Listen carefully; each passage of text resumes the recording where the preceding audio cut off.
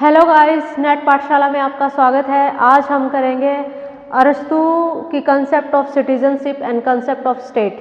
तो अरस्तु की स्टेट के बारे में क्या विचार थे, इसको जानने से पहले अरस्तु ने कि स्टेट के संबंध में कुछ फेमस कोट हैं, कुछ फेमस स्टेटमेंट्स हैं जो फ्रिक्वेंटली पूछे जाते हैं एग्जाम्स में। जैसे कि अरस्तु ने कहा है कि man is by nature A social and political animal, यानी कि यहाँ पे कीवर्ड क्या है, नेचर, मैन का स्वभाव क्या है, सोशल एंड पॉलिटिकल एनिमल, यानी कि मनुष्य स्वभाव से सामाजिक है, स्वभाव से राजनीतिक है। इसका मतलब यह है कि मनुष्य समाज और राजनीति के बिना जीवित नहीं रह सकता, ये मनुष्य का स्वभाव है। अपने स्वभाव के विपरीत कोई भी मनुष्य जीवित नहीं रह सकता, अपनी लाइफ को सस्टेन नहीं कर सकता। इसलिए मनुष्य अपनी लाइफ के सस्टेनेंस के लिए समाज और राज्य का निर्माण करता है। यानी कि यहाँ पे राज्य का निर्माण कैसे होता है, मनुष्य का स्वभाव क्या है, नेचर ऑफ स्टेट क्या होगा, ये इस स्टेटमेंट से क्लियर हो जाता है। स्टेटमेंट 1 और 4 रिलेटेड हैं। फोर्थ स्टेटमेंट में एरिस्टोटल कहता है he who can not live in A state is either a beast और ए गॉड। इस स्टेटमेंट को के वर्ड्स को चेंज करके ऐसे भी पूछा जा सकता है, anyone who lives without a state is either a beast और ए एनिमल, यानी कि जो कोई भी राज्य के बिना रहता है या जो कोई भी व्यक्ति राज्य के बिना रह सकता है, समाज के बिना रह सकता है, वो या तो भगवान है, या तो ईश्वर है, या फिर पशु है, एनिमल है। यानी कि या तो ईश्वर का कोई स्टेट नहीं होता या फिर जो पशु हैं उनका कोई स्टेट नहीं होता। मनुष्यों के लिए नेचुरल है, उनके लिए स्वाभाविक है कि जो वे राज्य के अंदर रहेंगे, वो समाज के अंदर रहेंगे। इस स्टेटमेंट से और पहले स्टेटमेंट से क्लियर हो रहा है कि अरस्तु किस तरह के राज्य की अवधारणा को प्रस्तुत कर रहा है। अगेन अरस्तु एक स्टेटमेंट ये भी देता है कि state is the highest of all association, कि मनुष्य के जितने भी संगठन हैं, जितनी भी एसोसिएशंस हैं, उन सब में जो हाईएस्ट एसोसिएशन है, जो सुप्रीम एसोसिएशन है, जो सर्वोच्च एसोसिएशन है, दैट इज स्टेट। यानी कि स्टेट की जो अथॉरिटी एमर्ज हो रही है अरस्तु के आइडियाज में, उसका भी हमें इस स्टेटमेंट से क्लियर इंडिकेशन मिल जाता है कि वो किस तरह के राज्य की स्थापना अरस्तु कर रहा है। तो इन स्टेटमेंट से यह क्लियर हो जाता है कि जो अरस्तु का जो राज्य है वो ऑर्गेनिक इन नेचर है, काफ़ी स्वाभाविक राज्य है, प्राकृतिक राज्य है। यानी कि जो सोफिस्ट ट्रेडिशन चली आ रही है, सोफिस्टों ने क्या कहा है, सोफिस्टों के अनुसार स्टेट इज आर्टिफिशियल,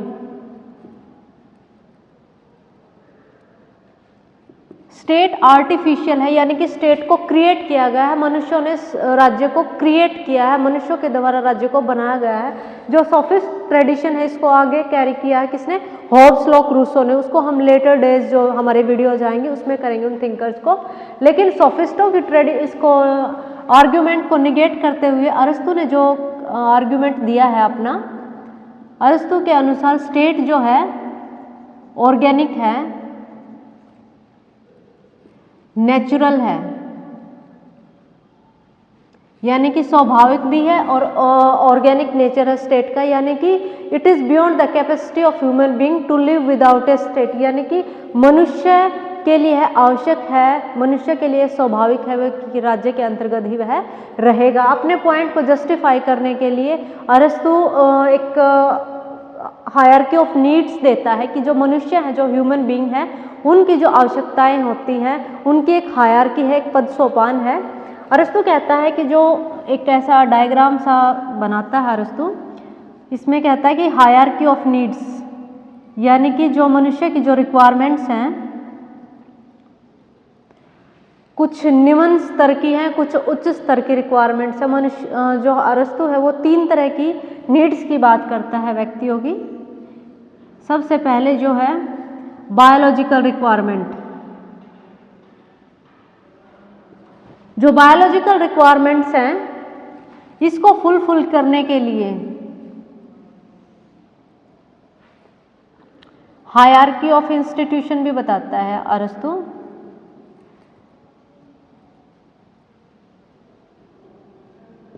अरस्तु के अनुसार मनुष्य अपनी बायोलॉजिकल रिक्वायरमेंट्स को पूरा करने के लिए क्या क्रिएट करता है, फैमिली क्रिएट करता है।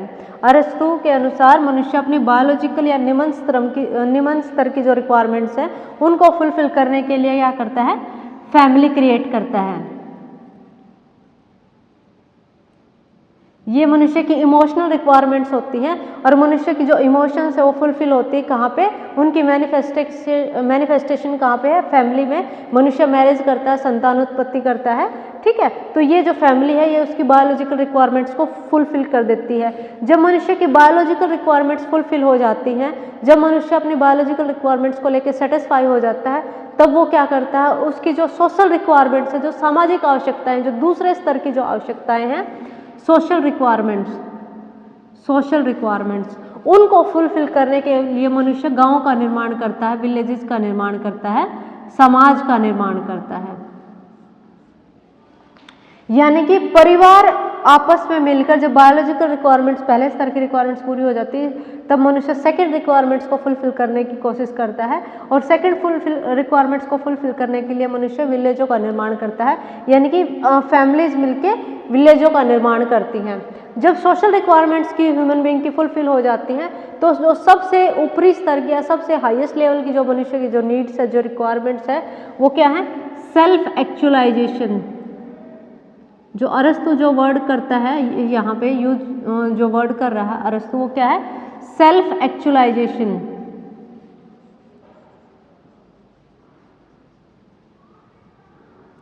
यानी कि जहाँ पर मनुष्य को आत्मज्ञान होता है, अपनी जो सर्वश्रेष्ठ या सबसे जो हाईएस्ट लेवल की जो रिक्वायरमेंट्स है उसको सेल्फ एक्चुअलाइजेशन, या पॉलिटिकल रिक्वायरमेंट्स भी कहीं पे वर्ड यूज किया गया है। तो सेल्फ एक्चुअलाइजेशन को रियलाइज करने के लिए मनुष्य क्या करता है, स्टेट का निर्माण करता है, राज्य का निर्माण करता है, ठीक है। यहाँ से देखें तो फैमिलीज विलेज बनाती हैं, विलेज क्या बनाते हैं, स्टेट बनाते हैं। तो अरस्तु के अनुसार स्टेट में मनुष्य अपने आप को रियलाइज कर सकता है, मनुष्य अपने आप को सही तरीके से पहचान सकता है, इसलिए ये मनुष्य के लिए नेचुरल है कि वह राज्य का निर्माण करे। अब देखो क्रोनोलॉजिकली तो मैन पहले आ रहा है, chronologically human being is the prior, ठीक है। क्योंकि मनुष्य पहले फैमिली का निर्माण करते हैं, फिर विलेजेस का निर्माण करते हैं, फिर स्टेट का निर्माण करते हैं। बट टीलियोलॉजिकली अगर अरस्तु की हम स्टेटमेंट देखें तो टीलियोलॉजिकली क्या है, स्टेट पहले है। यानी कि मनुष्य आता है, लेकिन मनुष्य का स्वभाव क्या है, राज्य को क्रिएट करना, और मनुष्य राज्य के बिना नहीं रह सकता। इसलिए टीलियोलॉजिकली क्या है, टीलियोलॉजिकली स्टेट पहले आता है और मैन बाद में आता है, क्योंकि स्टेट का जो एग्जिस्टेंस है वो मनुष्यों ने इंश्योर किया है, मनुष्यों ने बनाया है। लेकिन स्टेट एग्जिस्ट, यहाँ पे प्लेटो अरस्तु की एक और स्टेटमेंट है कि state exist and continue to exist for the good life, कि जो स्टेट एग्जिस्टेंस में आता है मनुष्य की लाइफ को अच्छा बनाने के लिए, और मनुष्य की लाइफ को लगातार अच्छा बनाए रखने के लिए राज्य भी लगातार बना रहता है। यानी कि state will not vanish away, जैसा कि मार्क्स कहता है कि स्टेट विल विदर अवे, लेकिन ऐसा अरस्तु नहीं कहता कि state will not vanish, state will continue. जब तक मनुष्य को चाहिए कि उसका जीवन अच्छी तरह से चलता रहे, तब तक राज्य कंटिन्यू रहेगा। यानी कि यहाँ पे स्टेट किस तरह का इंस्टीट्यूशन है, किसके द्वारा क्रिएट किया गया, स्टेट का नेचर क्या है, ये अरस्तु ने क्लियर किया है कि state is not A artificial institution, state एक नेचुरल इंस्टीट्यूशन है, ऑर्गेनिक एंटिटी है, और स्टेट को मनुष्य ने अपने रिक्वायरमेंट्स फुलफिल करने के लिए क्रिएट किया है। लेकिन स्टेट टीलियोलॉजिकली स्वाभाविक है, वो उसका क्रिएशन होना स्वाभाविक है, मनुष्य उसके बिना नहीं रह सकते। यानी कि इन स्टेटमेंट से हमें पता लग जाता है कि अरस्तु जो है वो किस तरह के स्टेट की बात कर रहा है, किस तरह की अथॉरिटी की बात कर रहा है, किस तरह के स्टेट के नेचर की बात कर रहा है।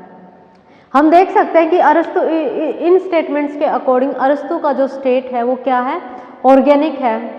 स्टेट सबसे सर्वोच्च इंस्टीट्यूशन है, यानी कि स्टेट के बिना मनुष्य नहीं रह सकता। स्टेट ऑर्गेनिक है, स्टेट नेचुरल है, स्टेट उत्तम जीवन के लिए बना है और उत्तम जीवन के लिए हमेशा कंटिन्यू रहेगा। इसलिए अरस्तु का जो स्टेट है वो ऑर्गेनिक है, नेचुरल है ह्यूमन बीइंग के लिए। स्टेट का एथिकल पर्पज क्या है, स्टेट का एथिकल पर्पज है ह्यूमन बीइंग्स में, मनुष्यों में, सिटीजन्स में गुणों का निर्माण करना। और अरस्तु जो फेवर करता है वो स्मॉल सिटी स्टेट को फेवर करता है कि जो स्मॉल सिटी स्टेट होते हैं उनमें जो गवर्नेंस है उसको अच्छी तरह से चलाया जा सकता है, इफेक्टिवली मैनेज किया जा सकता है। इसलिए जो अरस्तु है वो स्टेट को काफ़ी नेचुरल मानता है ह्यूमन बीइंग के लिए। वहीं स्टेट की थ्योरी के बाद अरस्तु सिटीजनशिप की बात करता है कि who can be the citizen of A state. तो यहाँ पे सिटीजनशिप की थ्योरी देते समय अरस्तु जो पहले डिफाइन करता है कि who can not be the citizen of A state. अरस्तु के अनुसार सिटीजन कौन हो सकता है, नागरिक कौन हो सकता है। अरस्तु कहता है कि वही व्यक्ति एक राज्य का नागरिक हो सकता है जो व्यक्ति उस राज्य के एडमिनिस्ट्रेटिव, जुडिशियली जो कार्य होते हैं, डेलिब्रेटिव जो फंक्शन होते हैं, यानी कि लेजिस्लेटिव, एग्जीक्यूटिव एंड जुडिशियल जो फंक्शंस होते हैं, उन फंक्शनों में जो नागरिक एक्टिवली पार्टिसिपेट करते हैं, they can be the citizen of A state. यानी कि सिर्फ वही व्यक्ति, ये काफ़ी संकुचित अवधारणा है अरस्तु की, क्योंकि अरस्तु को हम कंजर्वेटिव स्कूल ऑफ थॉट में रखते हैं कि कंजर्वेटिव थिंकर है। तो अरस्तु बात करता है कि वही व्यक्ति जो राज्य के जो कार्यपालिका संबंधी कार्य है, लेजिस्लेटिव संबंधी कार्य है, न्यायिक जो कार्य है, उनमें जो फंक्शन में इफेक्टिवली एक्टिवली पार्टिसिपेट करते हैं, they can only be the citizen of A state. यानी कि अपनी सिटीजनशिप की डेफिनेशन देते समय अरस्तु जो है वो एक लार्ज नंबर ऑफ सिटीजन्स को एक्सक्लूड कर देता है, लार्ज नंबर ऑफ पीपल को स्टेट की सिटीजनशिप से एक्सक्लूड कर देता है। जो अरस्तु है वो 3 टाइप के सिटीजन्स की बात कर रहा है। उनके पास सिटीजनशिप नहीं है, जो सिटीजन है, नागरिक है, रह रहे हैं, लेकिन उनके पास सिटीजनशिप नहीं है। यानी कि सिटीजनशिप की जो कंसेप्ट है वो लीगल है यहाँ पे, कि who can be legally treated as a holding a citizenship of that particular state, कि किन को वास्तव में ट्रीट किया जा सकता है कि उनके पास राज्य की नागरिकता है। तो अरस्तु बात करता है टाइप्स ऑफ सिटीजन, नागरिकों के क्या प्रकार हैं। पहले कहता full citizen, partial citizen and non citizen. Full citizenship में तो वो व्यक्ति हैं जिनके पास सभी राइट्स हैं, यानी कि they can participate in all 3 activities of the state, legislative, executive and जो जुडिशियल फंक्शन है, उनमें जो पार्टिसिपेट करते हैं, जिनके पास फुल राइट्स हैं, जो पार्टिसिपेट कर रहे हैं वो फुल सिटीजन हैं। पार्शियल राइट वाले वो सिटीजन हैं जिनके पास लिमिटेड राइट्स हैं, लिमिटेड पॉलिटिकल राइट्स, संपूर्ण राइट्स नहीं है, लिमिटेड राइट्स है यहाँ पे। और नॉन सिटीजन की जो लिस्ट है यहाँ पे एग्जीक्यूटिव, लेजिस्लेचर और जुडिशियल जो फंक्शंस हैं, उन तीनों में जो पार्टिसिपेट कर सकता है, एग्जीक्यूटिव, लेजिस्लेटिव या जुडिशियल फंक्शंस में जो पार्टिसिपेट कर सकता है वो फुल सिटीजन है। लिमिटेड पॉलिटिकल राइट्स हैं, यानी कि who don't have the right to vote, this type के जो राइट है उनको पार्शियल लिमिटेड सिटीजनशिप में इंक्लूड किया गया। और नॉन सिटीजन में इस पे अरस्तु ने बहुत ज़्यादा फोकस किया है। क्यों अरस्तु ने इस पे ज़्यादा फोकस किया? अरस्तु अपनी कंसेप्ट ऑफ सिटीजनशिप देते समय पहले डिफाइन करता है कि who can not be a citizen. अरस्तु कहता है कि जो रेसिडेंस है, यानी कि एक स्थान पर, एक सिटी में अगर कोई व्यक्ति रह रहा है, तो that can not be a qualification to become a citizen. यानी कि रेसिडेंस की जो क्वालिफिकेशन है वो नहीं है। रेसिडेंस, निवास स्थान, एक क्राइटेरिया नहीं है सिटीजनशिप गेन करने का। फिर अरस्तु कहता है कि right to sue a person in the court is not a right of citizen. यानी कि अगर कोई व्यक्ति किसी दूसरे व्यक्ति के खिलाफ न्यायालय में मुकदमा चलाने का अधिकार रखता है तो भी हम उसको सिटीजन ट्रीट नहीं करेंगे। Right to sue in court, ये भी नहीं है। फिर अरस्तु कहता है कि जिन व्यक्तियों के पेरेंट्स के पास उस राज्य की सिटीजनशिप नहीं है, उनको भी हम उस राज्य का सिटीजनशिप नहीं दे सकते, उन राज्यों का सिटीजन ट्रीट नहीं कर सकते। यानी कि पेरेंट्स के पास अगर सिटीजनशिप नहीं है तो चिल्ड्रंस के पास भी सिटीजनशिप नहीं होगी। ओके, यानी कि जिन व्यक्तियों के पेरेंट्स के पास सिटीजन है, सिर्फ वही नागरिक, उन्हीं नागरिकों के जो बच्चे हैं वो वहाँ के सिटीजन बन सकते हैं। इस तरह से जो अरस्तु है एक और कैटेगरी देता है 1, 2, 3। अरस्तु फिर कहता है जिन व्यक्तियों से राइट टू वोट ले लिया गया है, यानी कि जिन व्यक्तियों को पहले मतदान करने का अधिकार प्राप्त था लेकिन अब स्टेट ने उनसे मतदान करने का अधिकार ले लिया है, तो वह व्यक्ति भी वहाँ के सिटीजन ट्रीट नहीं किए जाएंगे। यानी कि राइट टू वोट जरूरी है किसके लिए? सिटीजनशिप के लिए। राइट टू वोट नेसेसरी है for citizenship. Right to vote necessary है सिटीजनशिप के लिए। इसलिए जो अरस्तु है वो कहता है कि इस तरह से 4 कैटेगरी बता के अरस्तु कहता है कि इस तरह से सो या विज जो है विमेन महिलाओं को कहता है कि जो महिलाएं कंजर्वेटिव थिंकर है, ट्रेडिशंस को बनाए रखना चाहता है, इसलिए कहता है कि महिलाएं तो अपने हाउस होल्ड काम में इतनी बिजी होती हैं कि उनके पास टाइम ही नहीं होता, उनके पास दिमाग ही नहीं होता कि वो पॉलिटिक्स में पार्टिसिपेट कर सके। ठीक है, तो विमेंस को भी एक्सक्लूड कर देता है। फिर जो ओल्ड पीपल हैं, ओल्ड एज पीपल हैं, उनको भी एक्सक्लूड कर देता है, क्योंकि ये कहता है कि ओल्ड एज पीपल्स के पास लैक रीजन, उनके पास बुद्धि नहीं होती, तर्क नहीं होती, क्योंकि एज के साथ बुद्धि और तर्क वेनिस हो जाते हैं, खत्म हो जाते हैं, कम हो जाते हैं, तो उनको भी निगेट कर देता है। फिर चिल्ड्रन, जो बच्चे हैं उनको भी सिटीजनशिप से एक्सक्लूड कर देता है, क्योंकि बच्चों के अंदर मेच्योरिटी नहीं होती जो लेजिस्लेटिव, एग्जीक्यूटिव और जुडिशियल फंक्शंस हैं उनमें पार्टिसिपेट करने की, तो इसको भी अरस्तु एक्सक्लूड कर देता है। फिर जो स्लेव, जो दास हैं, इसकी थ्योरी ऑफ स्लेवरी हम करेंगे तो मैं इसको डिटेल में कराऊंगी, अभी के लिए इतना काफ़ी है कि स्लेव को भी इसको एक्सक्लूड कर देता है सिटीजनशिप से। और जो फॉरेनर होते हैं,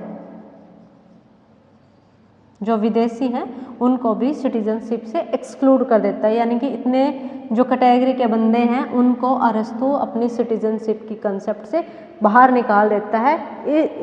इसके बाद जो बचता है वो क्या है कि जो वयस्क लोग, अडल्ट व्यक्ति जो एक्टिवली पार्टिसिपेट करते हैं, यहाँ पे फोकस होना चाहिए एक्टिव पार्टिसिपेशन पे, कि जो लोग एक्टिवली पार्टिसिपेट कर सकते हैं स्टेट के कार्यों में, सिर्फ वही उस राज्य के नागरिक हैं, अदरवाइज कोई व्यक्ति उस राज्य का नागरिक नहीं है और किसी व्यक्ति के पास नागरिकता का अधिकार नहीं है। इस तरह से हमें पता लगता है कि ये जो अरस्तु की जो कंसेप्ट है स्टेट की, इससे हमें पता लगता है कि अरस्तु यहाँ पे ये भी बता रहा है कि जो नागरिक है उनके फंक्शंस क्या है, उनके कार्य क्या है, उनकी ड्यूटीज़ क्या है। कार्य क्या होगा? एक्टिव पार्टिसिपेशन, ठीक है, राइट टू वोट, इलेक्शन में पार्टिसिपेट करना, लॉ मेकिंग प्रोसेस में पार्टिसिपेट करना, पब्लिक डिबेट, डिस्कशन में पार्टिसिपेट करना, ठीक है। और अपने गुणों का, गुण क्या है यहाँ पे? पार्टिसिपेशन में बहुत ज़्यादा फोकस करता है। अरस्तु की थ्योरी ऑफ सिटीजनशिप है, इस पे आगे हैना एरेंट काम करते हैं, वो भी बताते हैं कि एक्टिव पार्टिसिपेशन, सिविक पार्टिसिपेशन जरूरी है तानाशाही को रोकने के लिए, क्योंकि जो हैना एरेंट है वो किसके टाइम पे लिख रही है? हिटलर के टाइम पे लिख रही थी, ठीक है। तो इसलिए उन्होंने कहा कि सिविक पार्टिसिपेशन से जब लोग रेस्क्यू हो जाते हैं, बाहर निकल जाते हैं, तो तानाशाही एमर्ज होती है। इसलिए तानाशाही को रोकने के लिए क्या आवश्यक है? Active participation. तो वो अरस्तु की थ्योरी पे ही बिल्टअप कर रही हैं हैना एरेंट भी। तो इस तरह से जो अरस्तु का जो सिटीजन है वो क्या है? एक्टिव पार्टिसिपेशन कर रहा है। कहाँ पे? पॉलिटिक्स में एक्टिवली पार्टिसिपेशन कर रहा है। और अरस्तु इस तरह से सिटीजन के जो गुण बताता है वो क्या है? डिसिप्लिन्ड होने चाहिए, जस्टिस, न्यायप्रिय होने चाहिए, और एक्टिवली पार्टिसिपेट करने वाले होने चाहिए गवर्नेंस में। इन शॉर्ट अगर हम कहें तो इसकी जो थ्योरी ऑफ सिटीजनशिप है वो काफ़ी संकुचित है, काफ़ी लिमिटेड है, क्योंकि बहुत सारे एक लार्ज सेक्शन ऑफ पॉपुलेशन को अरस्तु बाहर निकाल देता है अपनी सिटीजनशिप की कंसेप्ट से, इसीलिए इसको क्रिटिसाइज किया जाता है। ओवरऑल अगर हम देखें तो अरस्तु की जो कंसेप्ट है इसका काफ़ी रेलेवेंस है, रेलेवेंस इन द सेंस कि ये आज के टाइम में जब लोग एक्टिवली पार्टिसिपेट नहीं करते, जैसे इंडिया में भी जो वोटिंग होता है, वोटिंग परसेंटेज होता है 60-65 के बीच में रहता है, यानी कि 35 to 40% लोग वोटिंग में इंटरेस्ट ही नहीं लेते। तो इसलिए भी ये कहीं ना कहीं लोगों को बता रहा है कि आपको एक्टिवली पार्टिसिपेट करना पॉलिटिक्स में, ताकि आप जो गवर्नेंस है उसको अकाउंटेबल बनाए रख सके। जब गवर्नेंस अकाउंटेबल होगा तभी डेवलपमेंट होगा और तभी डेमोक्रेसी सर्वाइव करेगी। तो अरस्तु के आइडियाज़ का रेलेवेंस आज भी है। अरस्तु पे अरस्तु ने और भी कंसेप्ट दी हैं, जैसे स्लेवरी की कंसेप्ट है, रेवोल्यूशन की कंसेप्ट है, क्लासिफिकेशन ऑफ द गवर्नमेंट है। उनको देखने के लिए आगे भी बने रहिए इस चैनल के साथ। Please subscribe and like my channel.